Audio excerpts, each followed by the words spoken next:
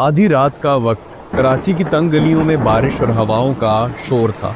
इसी शोर में एक रोने की आवाज़ दब रही थी। ये आवाज़ एक छोटे से बच्चे की थी जिसे कचरे के ढेर पर छोड़ दिया गया था। उसका जिस्म भीगा हुआ और ठंड की वजह से नीला पड़ चुका था। तभी वहाँ एक पुरानी टूटी फूटी एम्बुलेंस आकर रुकती है। उसमें से एक सादा सा सफ़ेद कपड़ों में मलबूस आदमी उतरता है।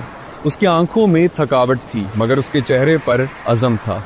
वो आहिस्ता से उस बच्चे को उठाता है और अपने गले से लगा लेता है और कहने लगता है, बेटा डरो नहीं, मैं आ गया हूँ। इंडिया का एक छोटा सा गाँव जहाँ एक लड़का पैदा हुआ। नाम था अब्दुल सत्तार।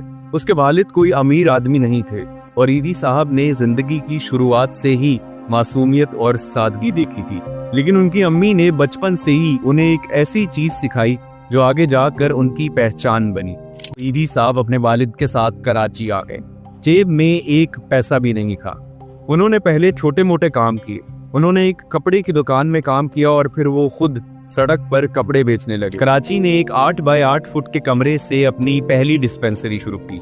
लोग उनको छोटे मोटे डोनेशन देते थे और वो उनकी ईमानदारी पर भरोसा करते थे। ईदी साहब इन पैसों को जमा करते गए और इन्हीं छोटे छोटे डोनेशन से उन्होंने एक के बाद एक और एम्बुलेंसेस खरीदी।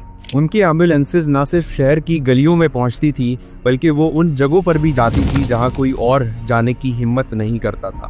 जंगी हालात हों या कोई इमरजेंसी सिचुएशन, ईदी साहब की एम्बुलेंसेस सबसे आगे होती।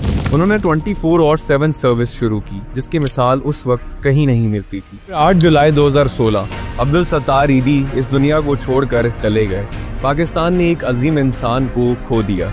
उन्हें स्टेट फ्यूनरल का एजाज दिया गया। अब्दुल सत्तार ईदी पाकिस्तान की तारीख में उन चंद शख्सियात में शामिल हैं जिन्हें स्टेट फ्यूनरल का एजाज दिया गया। पाकिस्तान की तमाम फोर्सेस उनके जनाजे को सैल्यूट कर रही थी। लेकिन ईदी साहब ने कभी इन अवार्ड्स और इज्जत की परवाह नहीं की।